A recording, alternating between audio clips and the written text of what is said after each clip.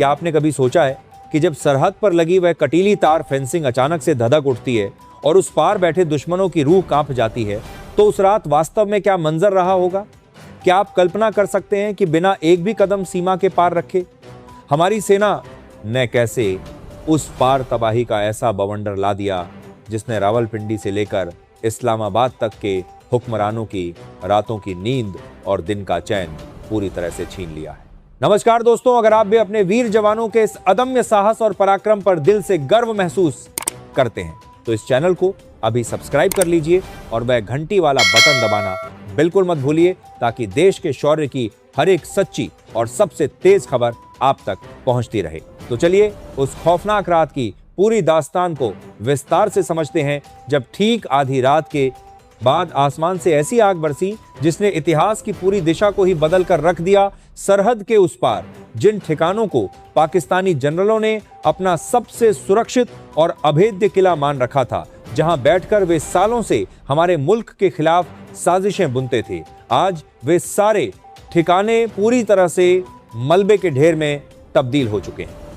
खुफिया तंत्र से मिली बेहद गोपनीय जानकारी के अनुसार यह कोई सामान्य चौकियां नहीं थीं, बल्कि इनको अत्याधुनिक संचार प्रणालियों और अंडरग्राउंड बंकरों के एक ऐसे जाल के रूप में तैयार किया गया था जहां से हमारे देश के बड़े शहरों को दहलाने की पूरी रूपरेखा बनाई जा चुकी थी। जैसे ही यह पुख्ता खबर दिल्ली में बैठे हमारे शीर्ष नेतृत्व तक पहुंची, वैसे ही बिना एक भी पल गंवाए दुश्मन के समूल नाश का अंतिम आदेश जारी कर दिया गया, जिसे सैन्य इतिहास में ऑपरेशन त्रिशूल 2 का नाम दिया गया है। इस पूरे महाऑपरेशन की सबसे बड़ी और अनोखी विशेषता यह रही कि भारत का एक भी पैदल सैनिक सीमा के उस पार नहीं गया और ना ही किसी जवान की जान को जोखिम में डाला गया, बल्कि यह पूरी तरह से हमारी तकनीकी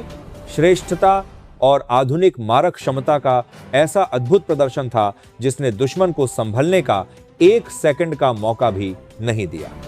जैसे ही कंट्रोल रूम से हरी झंडी मिली, वैसे ही आसमान में बिना किसी आवाज के उड़ने वाले आत्मघाती ड्रोनों ने उड़ान भर ली। यह विशेष स्वदेशी तकनीक से बने ऐसे खतरनाक मानवरहित विमान हैं जो किसी भी रडार की पकड़ में नहीं आते और अपने तय लक्ष्य को खुद ढूंढकर उस पर सीधे टकरा जाते हैं। इन घातक ड्रोनों ने सबसे पहले उन सभी 12 ठिकानों के संचार तंत्र और बिजली की सप्लाई को पूरी तरह से ठप कर दिया, जिससे पूरा इलाका अचानक घने अंधकार में डूब गया और दुश्मन को यह समझ ही नहीं आया कि आखिर उन पर यह भीषण आफत किस दिशा से आई है। इसके ठीक बाद भारतीय तोपखाने के मल्टी बैरल रॉकेट लॉन्चरों और भारी तोपों ने सीमा के इस पार से ऐसी भयानक आग उगलनी शुरू की कि पूरी नियंत्रण रेखा धमाकों की गड़गड़ाहट से कांप उठी। कुछ ही पलों के भीतर हजारों टन बारूद दुश्मन के उन बंकरों पर बरस रहा था जहां आतंकी और उनके आका पाकिस्तानी सेना के अधिकारी बैठकर अगली सुबह की तबाही का खाका खींच रहे थे। असली जलजला तो तब आया जब हमारी सबसे शक्तिशाली और अचूक सुपरसोनिक क्रूज मिसाइलों ने अपनी प्रलंकारी गर्जना के साथ दुश्मन के मुख्य कमान केंद्रों पर सीधा प्रहार किया।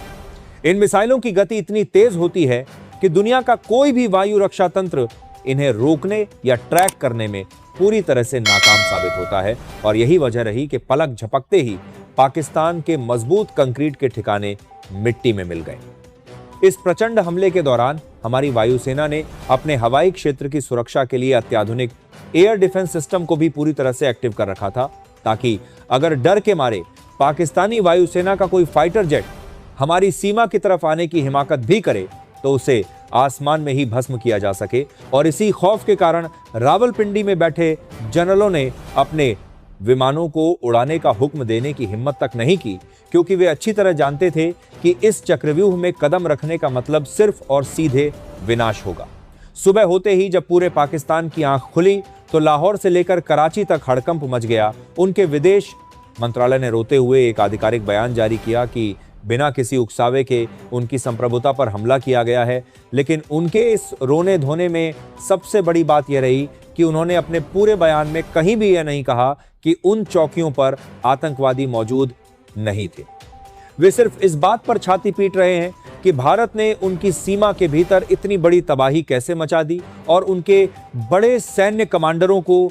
आतंकियों के साथ कैसे ढेर कर दिया। इस वक्त पूरे सीमा पार की सड़कों पर भारी मातम पसरा हुआ है और वहां की जनता अपनी ही सरकार और अपनी ही फौज के खिलाफ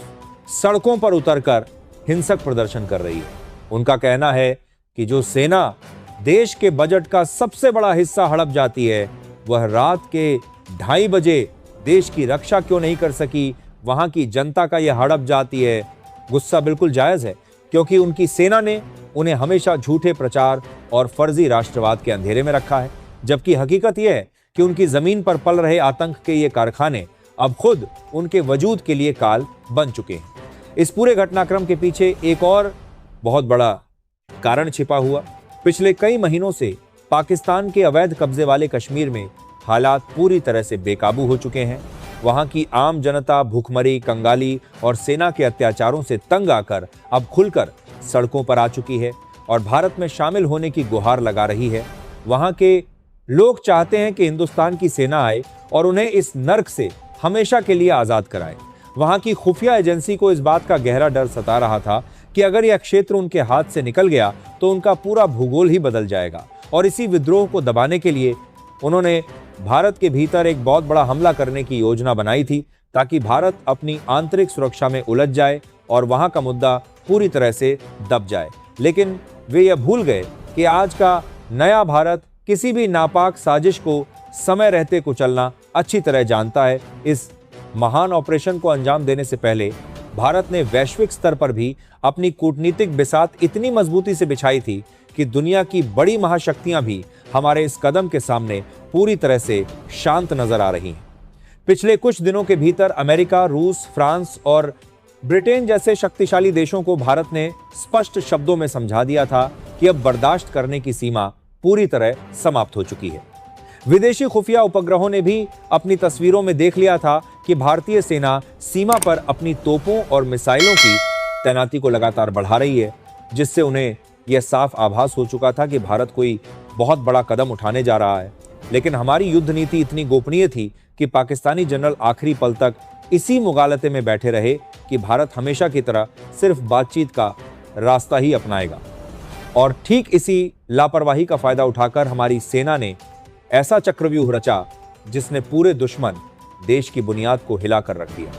इस हमले में दुश्मन को कितना भारी नुकसान हुआ है, इसका अंदाजा इसी बात से लगाया जा सकता है कि सैटेलाइट से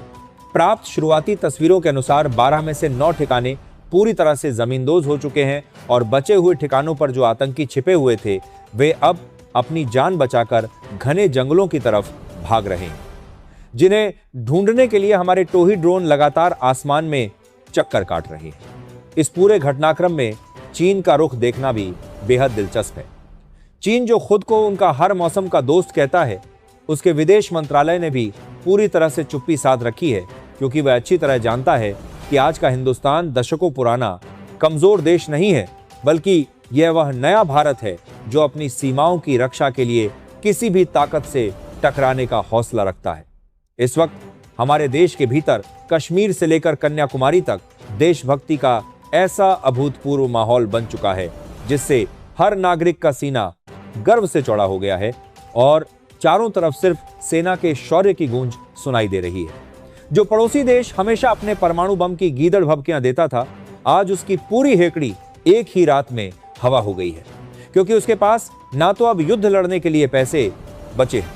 और ना ही उसकी सेना में इतना दम है कि वह भारत के इस प्रचंड वेग का सामना कर सके। उनकी अर्थव्यवस्था इस वक्त पूरी तरह से बदहाल है और उनके पास अपनी जनता को खिलाने के लिए अनाज तक नहीं है। ऐसी कंगाली की हालत में वे भारत जैसी महाशक्ति से सीधे युद्ध लड़ने की स्थिति में कतई नहीं है और यही वजह है कि वे अब संयुक्त राष्ट्र का दरवाजा खटखटाकर रोने की मुद्रा में आ गए हैं। लेकिन दुनिया अब उनके इन झूठे आंसुओं पर भरोसा करने वाली नहीं है। समंदर की गहराइयों से लेकर आसमान की ऊंचाइयों तक हमारी नौसेना और वायुसेना ने भी ऐसा अभेद्य पहरा लगा दिया है कि कराची और ग्वादर के बंदरगाहों पर भी सन्नाटा पसर गया है। अरब सागर में हमारे युद्धपोतों ने ऐसा चक्रव्यूह रचा है जिसने दुश्मन की पूरी समुद्री सीमा को पूरी तरह से ब्लॉक कर दिया है। यह सिर्फ जमीन की लड़ाई नहीं है, बल्कि अब यह ऐसा महासंग्राम बन चुका है जिसने तीनों मोर्चों पर दुश्मन का दम घोट कर रख दिया है। नीलम घाटी से लेकर मुजफ्फराबाद तक की स्थानीय जनता अब घरों से बाहर निकलकर हमारे जवानों के समर्थन में नारे लगा रही है और कई जगहों पर तो तिरंगे जैसी आकृतियों को फहराया जा रहा है। यह एक ऐतिहासिक बगावत है जिसे वहां की फौज अपने हथियारों के दम पर भी नहीं दबा पा रही है। हालात इतने बदतर हो चुके हैं कि वहां के कमांडरों को अपनी वर्दी उतारकर आम नागरिकों के भेष में भागना पड़ रहा है, लेकिन वहां के स्थानीय लोग ही उन्हें पकड़कर बेनकाब कर रहे हैं। भारत ने दुनिया के तमाम बड़े मंचों पर यह साफ कर दिया है कि यह सिर्फ दो देशों का सीमा विवाद नहीं है, बल्कि यह वहां के प्रताड़ित लोगों की पुकार है जो अपने असली घर यानी हिंदुस्तान वापस आना चाहते हैं। और नई दिल्ली अब किसी भी पुराने कागजी समझौते के पीछे नहीं छिपने वाली है। जमीन पर जो सच है उसे पूरी दुनिया को मानना ही पड़ेगा। हमारी सेना ने जिस आक्रामकता के साथ आगे बढ़ते हुए 3 प्रमुख घाटियों को अपने नियंत्रण में लिया है, वह साफ संकेत है कि अब यह लड़ाई अपने अंतिम और निर्णायक नतीजे तक पहुंच चुकी है। आने वाले कुछ ही घंटों में स्थिति और भी ज्यादा स्पष्ट हो जाएगी। लेकिन इतना तय है कि इस रात जो खौफ दुश्मन की आंखों में देखा गया है वह उनकी आने वाली कई पीढ़ियों तक याद रखा जाएगा। और यह नया भारत अपनी संप्रभुता के सम्मान के लिए किसी भी हद तक जाने का पूरा सामर्थ्य रखता है, जिसकी गूंज अब पूरी दुनिया ने बहुत अच्छी तरह से सुन ली।